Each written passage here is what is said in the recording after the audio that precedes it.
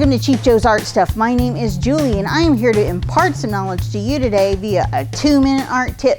And today we're going to be discussing a new product that we know that you're going to love. It's super, super cool. And this is by Vinci. It's the Petit Gris Squirrel Quill brush. It is supposedly made out of Russian blue squirrel. And it is a super soft handling brush. If you're familiar with squirrel brushes at all, they are soft, they are floppy, they are super absorbent. They are intended to carry water and color onto the surface and then pretty much just like leave it there. They're great for washes and all kinds of flow. This brush in particular has an overstuffed head and really, really long hair. So you even have an increased color carry capacity. This has super soft delivery, very, very soft, because the length of the hair means that it's got even less spring. I have been very, very happy and pleased with the performance of this. You can use it and compare to like Silver Brush Neptune quills that we offer. So they're kind of in the same family and stuff.